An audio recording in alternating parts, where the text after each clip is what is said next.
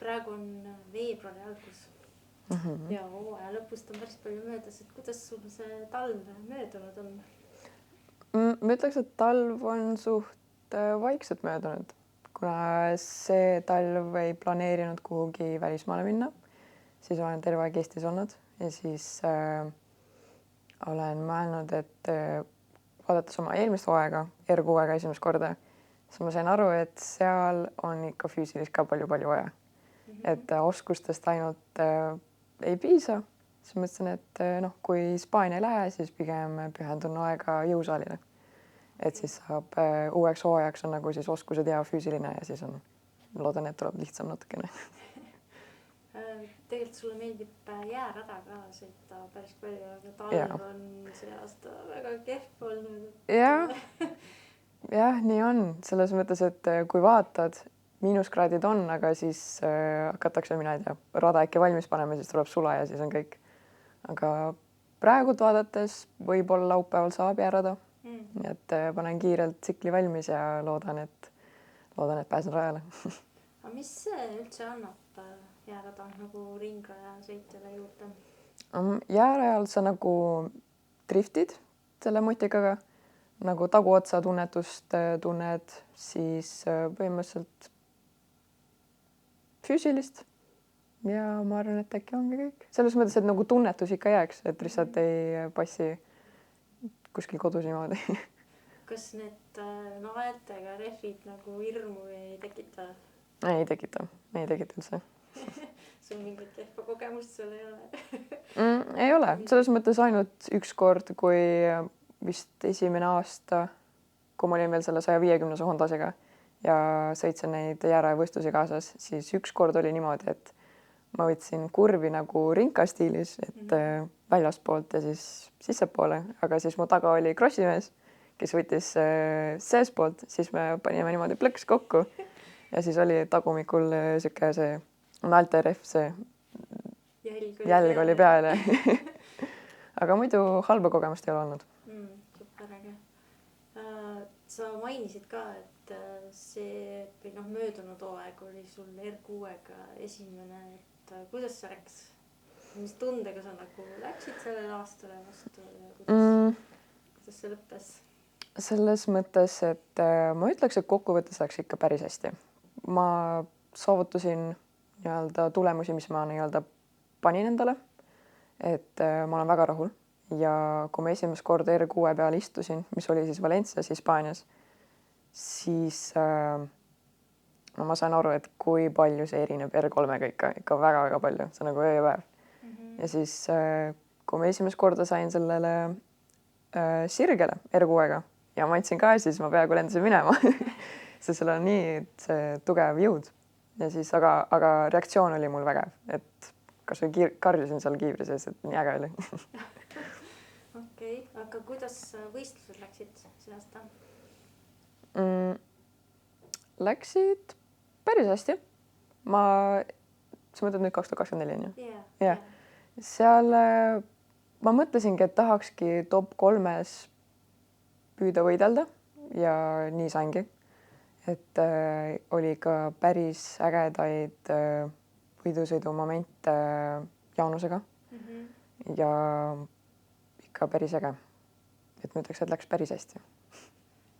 2023, kui te kõik veel olid superspordis ja sa hooaja lõpuks meistriks tulid, siis teil oli nagu tasavägisem natuke see Hugoga. Aga nüüd see aasta või eelmine aasta siis Hugo on päris pika sammu nagu eest ära läinud. Jaa, päris äge on näha, kuidas Hugo harjus R6-ga päris kiiresti ja päris hästi, et nagu olid mõeldud üks teiseks. Ma loodan, et see aasta siis jõuan järgi äkki Hugole, ma püüan väga. Et vaata, kuidas läheb. Okay. See sinu motosporti tulemise lugu on ka päris eriline, et sa oled Kesk-Eestist pärit Paidest, eks? Et räägi lihtsalt ära see, kuidas sa sattusid ringrajale üldse, see on minu meelest nii äge. Selles mõttes kokkuvõtteks võiks öelda, et see oli kogemata. Et üldse ei plaaninud, et võistelda, vaid mul isa sõitis tänava peal motikaga ja ma olin lihtsalt taga see nii-öelda backpack'ina. jah. Ja mis me sõitsime mingi paar aastat niimoodi ja siis ma lõpuks hakkasin pinda käima isale, et ma tahan ka endale tsikli, ma tahan ka tänava peal sõita. Ja siis me ei teadnud, mis tsiklit mul osta, kuna mis ma olin 14 või 13, et ei hakka mingi 600 ostma kohe. Siis me teadsime, et Anastasia Kovalenko tegeleb motospordiga, kes on see parim naismotosportlane ja siis isa käis tavaliselt Aravetel enne hooaega nii-öelda soojaks sõitmas ja siis ta teadis, et seal toimuvad ka mingisugused väiksed track day'd või nagu võistlused ja siis uurisimegi välja, et Kovalenko on ka seal ja üks päev mõtlesime, et aga lähme vaatame, äkki leiame Kovalenko üles ja küsime, et mis motikas mulle osta. Ja siis jõudsime sinna, leidsime Kovalenko üles. Isa ütles, et tütarlaps tahab motikaga sõita. Ta vist ei maininud, et tänava peale ja siis vist Kovalenko sai aru, et ma tahan harrastada motosporti. Ja siis Kovalenko ütleski, et seal on Marko Rohtlan, treener, küsige tema käest ja siis sealt saigi. Läksin esimest korda Pärnus seal seda asfaldi peal proovima. Anti mingi väike, isegi ei tea, siuke krossika taoline, hästi väike, siuke 50 äkki ma ütleks. Ja siis pandi mind sinna slaalomit ja sirget sõitma ja öeldi, et potentsiaali on ja siis mulle väga meeldis ja siis ma ütlesin, et ma tahan ka proovida seda. Et sa oled tegelikult terve oma pere haaranud sinna jah. see harrastus. Yeah. Kuidas su ema suhtub sellesse? No nüüdseks ma usun, et ta on okei juba, kuigi esimest korda, kui ma nüüd KTM 300-ga, see 390, kui ma esimest korda kukkusin seal Pärnus S-kurvis, siis mu ema ütles, et parem oleks, kui ma istuks kodus ja heigeldaks. Et jah, aga nüüdseks on parem. Ma tean, mõned vanemad või emad eriti on sellised, kui nad ei saa nagu võistluse koha peal olla, et see nagu tekitab liiga palju stressi, aga võib-olla sinu ema vist on koha peal. Kas sul on mõni väga nagu selline ere kogemus, mida sa motospordiga seoses välja tooks või mõni pettumus, mida tahaks nagu ära unustada? Ere kogemus, ma ütleks, neid on palju. Selles mõttes, kui ma paneks neid kogemuse kokku, siis on see R3 kõige viimane hooaeg, mis mul oli sellega. Et Hugoga võidusõidud, esimene kord, kui ma sain esimese koha, et see lõpuks tuli ära, mul oli väga hea meel. Pettumus. Otseselt ei ole, ma arvan. Pigem on see, et kui oli, ma ei tea, kas oli nädalaks vist Hispaanias see laager või oli äkki see 3 päeva ainult, aga plaanisin sinna minna, jõudsin kohale. Esimest korda läksin rajale, mis ma tegin esimese ringi ära ja läksin teisele ringile, hakkasin andma gaasi ja mootorkotti.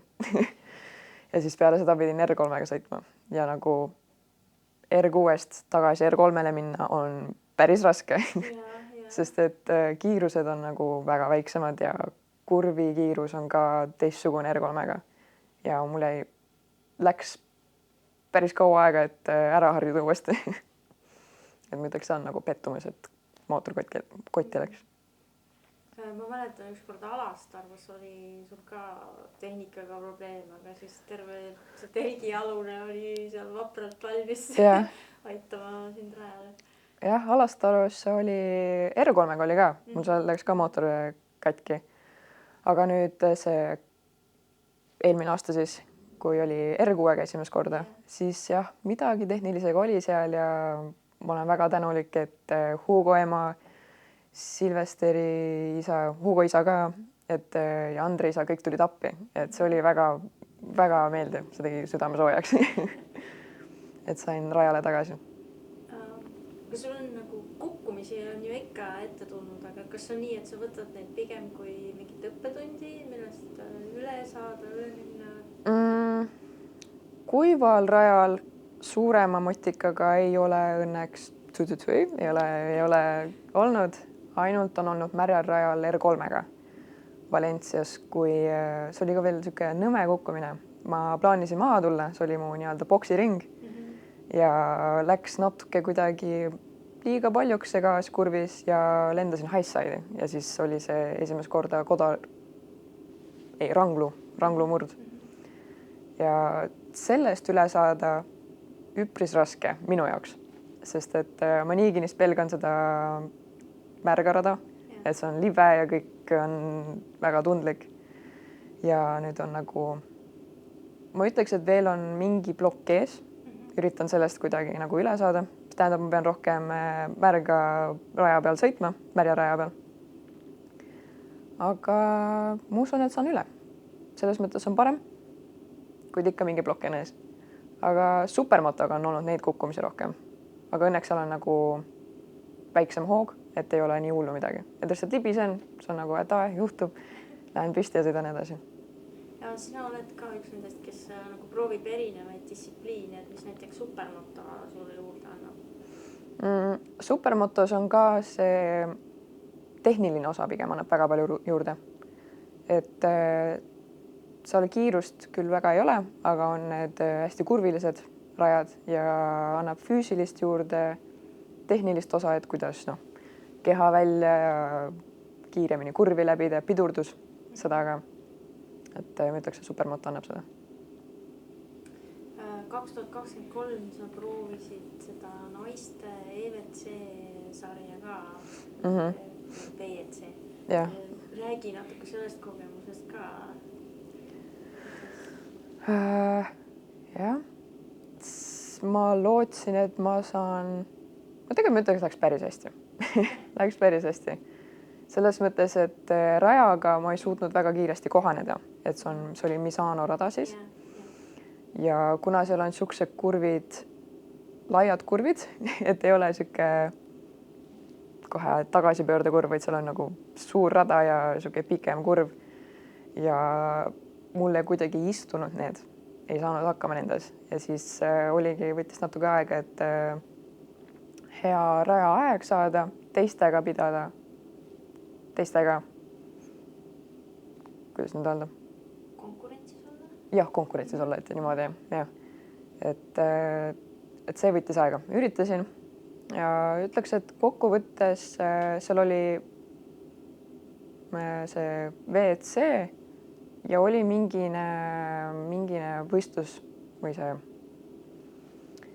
Mingi sari oli veel samas arvestus. Jah, ka mingi naiste sari oli seal veel ja siis seal, kui kokku võtta need, olin kuskil keskel. WC omas eraldi ma ei mäleta, kuid mitte keskel, võib-olla natukene allpool, aga ikkagi suht okei tulemus. Lootsin paremat, aga see üldine kogemus, mis ma sain, oli ikka väga suur ja väga äge. Ikka naised on ikka seal päris julged. Et jah, kui nagu trennid olid seal poistega ja naistega koos ja siis on ikka erinevus näha, et poisid on ikka väga nagu agressiivsed, et kurvides nagu kui väike see praugu on, siis poisid kohe tulevad sisse, aga ma ütleks, et naistega on natukene tagasihoidlikumad, aga ikkagist väga agressiivsed ikka. Kui ma tuletan meelde, mis rajad olid sellel hooajal, kus ma võistlesin, siis seal oli minu arust Valencia ka. Misano, Valencia ja mingid rajad veel. Ma ütleks, et Valencias, kui ma võrdlesin enda aega ja nende aega, siis ütleks, et Valencias ma oleks äkki top 5 oleks saanud seal niimoodi konkureerida. Teistel radadel ma ei tea, sest ma pole sõitnud. Aga ma arvan, et oleks ka äkki keskel või isegi natuke eespool. Ma arvan. et oleks huvitav. Tahaks. Võiks millalgi. Aga siin Eestis sa võistled poiste ja meestega koos, et ma ütleks, et sa kuskil järgi annad neile. Ei, selles mõttes kindlasti järgi ei anna, jah. Mis su järgmise või nüüd tuleva hooaja plaanid on? Ikka Eestis kõik kaasa sõita, Soomes ka. Läti ja Leedu on veel siuke küsimärgi all. Proovida äkki seekord esimene koht saada. Et näen selle jaoks vaeva ja tean oma miinuseid, et eelmises hooajast oli seda päris hea näha. et pingutan jah, et äkki esimest kohta saada. Räägi natuke sellest ka, mis iseloom sul on selles mõttes, et kui sa sõidus oled, kas sul on nagu kerge või raske oma emotsioone seal talitseda?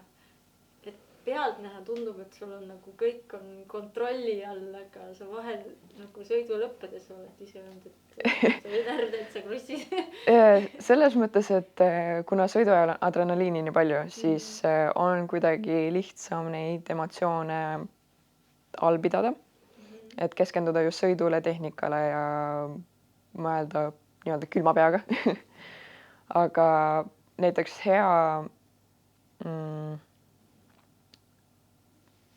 kuidas nüüd öelda?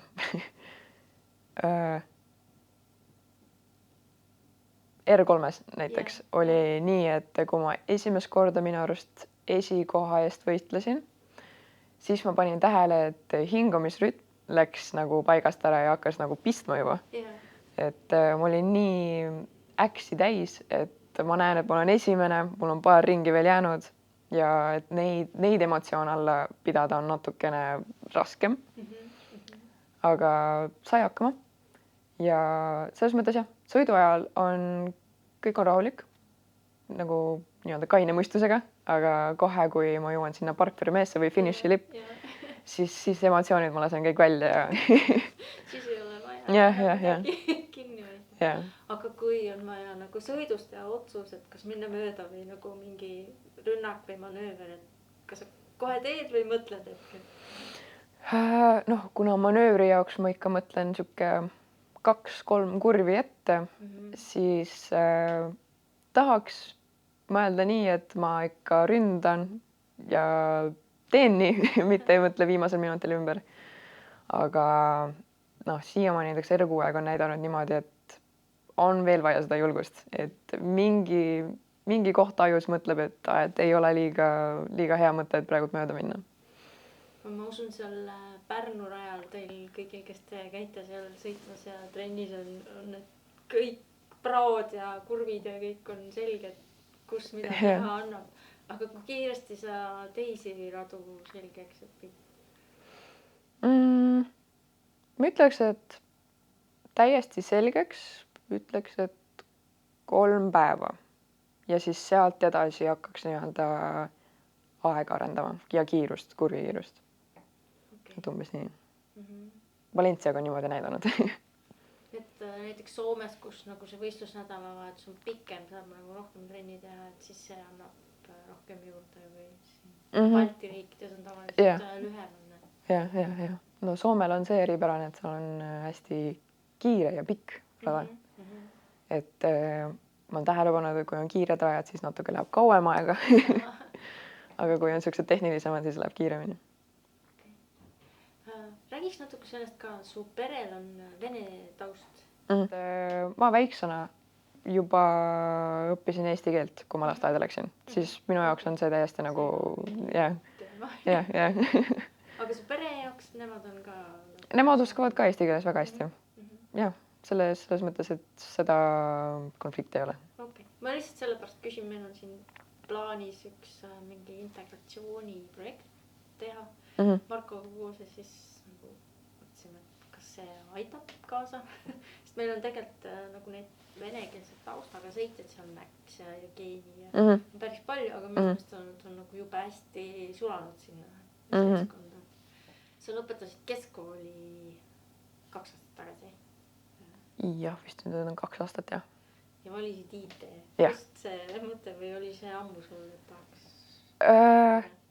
Kuna mul vend tegeles IT-ga ja isa on kunagi tegelenud IT-ga ja kuna mul endal meeldis nokitseda arvutitega, siis ma mõtlesin, et miks mitte IT, tundub huvitav. Vabal ajal ma vaatasin, et kuidas mingi programmeerimiskeeli õppida ja siis selles mõttes tulevik näeb IT-s ka hea välja ja siis mõtlesin, et proovib, et huvi on. Kuidas see nüüd läinud on? sa vist töötad ka sellel alal juba. jah, ma töötan IT-toena ehk nagu kasutajatugi ja käin ka koolis ja siiamaani läheb üsna hästi, näiteks just ennem tuli matemaatikatunnist. Et sulle need reaalained ei ole rasked? No, oleneb reaalainest, matemaatika on siuke okei, aga füüsika ja keemia on veel. Nii äge. Sa oled üks väheseid tüdrukuid, naisterahvaid ringrajal ja nagu motospordis üldse, et mis sa arvad, kuidas saaks naisi rohkem rajale? Mis sa ütleks teistele tüdrukutele, miks võiks proovida? Ma ei teagi. Selles mõttes ma näen, et tänavatel on ikka naisi on küllalt. Mina selles mõttes naisi on päris palju. Kuidas need rajale saada? Ma arvan, et äkki võiksid millalgi proovida lihtsalt oma tänavatsikliga näiteks kardirajal. Ja siis ma arvan, et äkki saavad ka äkki pisiku mingi külge, et võiks ikka suuremale rajale ja võistlustele tulla. Selles mõttes, et ma ei teagi, ise ma ei tea, mis blokeeriks näiteks, et võiks nagu tulla. Et sellest koolitusest oleks kindlasti abi on jah, sellist nagu track day. Ja näiteks koolitus eraldi naistele teha, äkki kuidagi on rohkem kutsuv. Okay. Ma arvan. Okay. Nii äge. Kuule, aga aitäh sulle. Loodame, et siis nädalavahetusel on jääd, saad sõita. Ma loodan ka. Super, aitäh. Ja, aitäh.